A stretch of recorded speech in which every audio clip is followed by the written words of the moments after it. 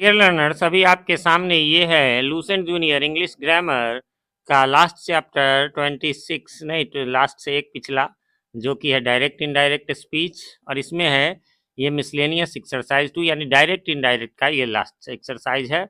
और डायरेक्शन में जैसा कि आप देख सकते हैं, change the following into indirect speech, तो ये पूरे जो है डायरेक्ट से इनडायरेक्ट है। और इसमें ये मिसलेनियस नाम है, यानी इसमें सभी प्रकार के होंगे, तो इसमें किसी खास रूल के एक्सप्लेनेशन की आवश्यकता नहीं है। मैं हर एक के बारे में बताऊंगा, उसकी हिंदी मीनिंग बताऊंगा, उसके आंसर्स बताऊंगा, जहां ज़रूरत होगी हल्का फुल्का रूल भी बताऊंगा। इसका पिछला एक्सरसाइज भी जो है वो मिसलेनियस का ही था, उसे आपने नहीं देखा होगा तो अभी लिंक आपको ऊपर आई बटन में नज़र आ रहा होगा। इसी के मिसलेनियस एक्सरसाइज का है ना, मिसलेनियस एक्सरसाइज 1 का लिंक आपको नज़र आ रहा होगा। ठीक है, वैसे है ये लास्ट, लेकिन फिर एक बार मैं हर एक वीडियो में बताया हूँ, उसमें भी बता देता हूँ। यदि आप नरेशन को यानी डायरेक्ट इनडायरेक्ट स्पीच को यानी रिपोर्टेड स्पीच को जीरो से लेकर के एडवांस लेवल तक सीखना चाहते हैं, बिल्कुल, तो आपको उसका भी लिंक अभी ऊपर आई बटन में नज़र आ जाएगा। वहाँ से जा कर के आप एकदम बिल्कुल स्टार्टिंग लेवल से सीख सकते हैं, और उस वीडियो को देखेंगे, उसका अगला वीडियो फिर आ जाएगा उसमें, तो 2-3 वीडियो में आप पूरा जो है अच्छे से सीख जाएंगे। चलिए, तो इसको शुरू कर लेते हैं। वैसे एक चीज़ और भी कि नीचे डिस्क्रिप्शन में आपको हमारे चैनल पर जितने भी बुक्स के सॉल्यूशन मिलते हैं, उन सब के नाम से ही प्लेलिस्ट बना होगा, तो वहाँ से भी आप उसे देख सकते हैं। चलिए, तो शुरू कर लेते हैं। ही सेड टू मी, उसने मुझसे कहा, है ना, have you ever gone to America, क्या तुम कभी अमेरिका गए हो? अब ध्यान रखेंगे, इसमें तुम या आप, वो आपके ऊपर है, वो तो यहाँ क्लियर होता नहीं हम किससे कह रहे हैं, इसका सेंस अपना होगा। अब ये जो है यस नो क्वेश्चन है, यानी हेल्पिंग वर्ब से शुरू है, तो इसमें जो है आस्क लगेगा, और यहाँ इफ या वेदर लगेगा। मैंने इफ का ही प्रयोग किया है, तो क्या हो जाएगा, he asked me if I had ever gone to America. और इसमें ये होता है कि हैव यू है ना, तो इसको आपको नॉर्मल में समझ लेना है कि यू हैव, बाकी और कोई रूल नहीं है ना, यू हैव, और बाकी मतलब सेम टू सेम है, और बस उसको यू को कैसे बदलना है, तो चेंज ऑफ पर्सन ये सब मैं बता चुका हूँ, है ना। हैव है तो ये हैड हो गया, तो इस तरह से करके हुआ।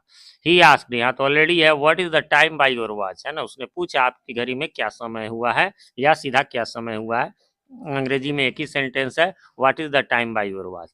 यहाँ नॉर्मल है, आस्क्ड तो था ही, और डब्ल्यू एच वाले क्वेश्चन में कोई चीज़ बीच में नहीं लगता है, ना दैट ना इफ ना कुछ भी, वही जो डब्ल्यू एच रहे वाट है तो वही रह जाएगा, और जो बच गया उसको समझिए कि the time is by your watch को, मतलब इज द टाइम है ना, उसको द टाइम इज मान करके और फिर हम लोग इनडायरेक्ट में बदल देंगे, तो हो जाएगा what the time was by my watch. फिर है अगला आपको 3 नंबर में, हरी सेड टू मी, हरी ने मुझसे कहा, where does Munnu stay in Kolkata, Kolkata है ना, कि मुन्नू जो है वो कोलकाता में कहाँ रहता है, तो Hari asked me where Munnu stayed in Kolkata.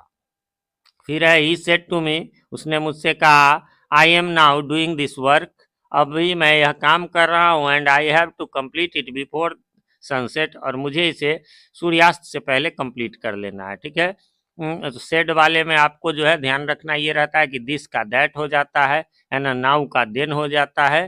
ठीक है, इन सब का ध्यान में रखना है, तो उस हिसाब से नॉर्मल वाला है, ये टोल्ड लगेगा यहाँ, और दैट भी लगेगा, है ना, कॉमा इन्वर्टेड कॉमा के बदले, तो ही told me that he was then doing that work, है ना, then or that work, and he had to complete it before sunset.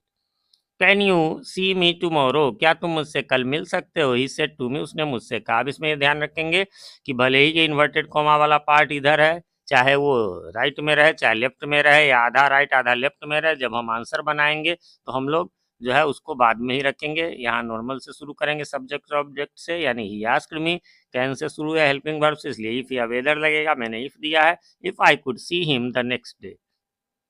आगे बढ़ेंगे नंबर 6 में, नंबर 6 में कहता है कि व्हाट अ वंडरफुल, है ना, आइडिया, है ना, माय ब्रदर सेड, मेरे भाई ने कहा, कितना अति उत्तम विचार है, आइडिया है। तो उसके लिए ऐसे वाले में वाट करके एक्सक्लेमेशन मार्क है, तो ये एक्सक्लेमेटरी सेंटेंस होता है, और उसका बनता है इस प्रकार से कि माय ब्रदर एक्सक्लेम्ड विद, अब यहाँ सरप्राइज जॉय जो भी आपको लगे वो लगा सकते हैं, दैट इट वाज, और नॉर्मल में फिर उसको कर लेना, it was a very wonderful idea, और अपने मन से एक जो है, यदि इधर एडजेक्टिव है या तो उसमें हम लोग, या एडवर्ब है तो एक जो है सो एडवर्ब लगाएंगे, और यदि नाउन रहे तो एक एडजेक्टिव लगाएंगे। दे said what a lovely garden, फिर वैसा ही है, उसने कहा कितना प्यारा बगीचा है। दे एक्सक्लेम्ड विथ सरप्राइज, हम यहाँ जॉय लगा लीजिए, अपलॉज लगा लीजिए, वो चलेगा, that the garden was lovely, है ना। यहाँ पर एक मिस्टेक हो गया है, क्या मिस्टेक हो गया आपको बता दें, that the garden was lovely नहीं बल्कि वेरी लवली। अपने मन से ये जो ऐसे समझ लीजिए आपकी ये जो वाट होता है या हाउ होता है इसकी जगह एक कुछ लगाना पड़ता है, तो यहाँ पर वेरी लवली हो जाएगा। मैं इसका स्क्रीनशॉट ले लिया हूँ ताकि करेक्शन करवा दूंगा। He said good bye my friend, उसने कहा मेरे दोस्त गुड बाय, तो कॉमा के बाद ऐसा my friend, my brother, my sister कुछ ऐसा रहे, माई चाइल्ड, माई चिल्ड्रन वो तो बिल्कुल हटा देंगे। गुड बाय का बनेगा तो ऐसे बनेगा कि ही बेड मी गुड बाय, ठीक है। फिर है द कैप्टन सेड, कैप्टन ने कहा hurrah we have won the cup, हमने जो है कप जीत लिया। ऐसा एक्सक्लामेटरी जो है मतलब इंटरजेक्शन रहे हुर्रा, तो ये भी एक्सक्लामेटरी के नियम पर बनेगा, यानी the captain exclaimed with applause लगा लीजिए, जॉय लगा लीजिए, है ना। इस तरह से कोई भी ऐसा लगा सकते हैं, that they had one the cup. अब कप मीन्स आप लोग समझ ही गए होंगे।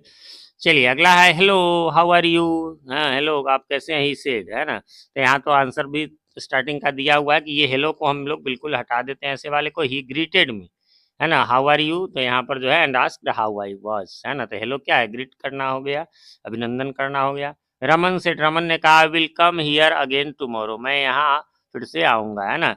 तो जब सेड रहता है तो हियर का देयर हो जाता है, टुमारो का द नेक्स्ट डे या द फॉलोइंग डे हो जाता है, उस हिसाब से हो गया। Raman said that he would come there again the next day.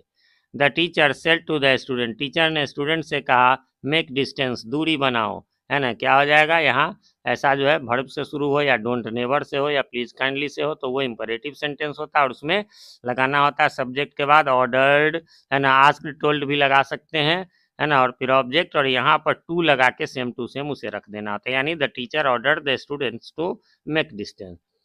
फिर है ही सेड कॉन्ग्रेचुलेशंस, यहाँ दिया भी हुआ ही कॉन्ग्रेचुलेटेड, तो ही कॉन्ग्रेचुलेटेड मी, या आप चाहे तो समवन लगा सकते हैं ना, किसको कॉन्ग्रेचुलेट किया, है ना। तो क्योंकि यहाँ तो देना होगा कॉन्ग्रेचुलेटेड, तो किसको कुछ थोड़ा, नहीं तो अजीब लगेगा।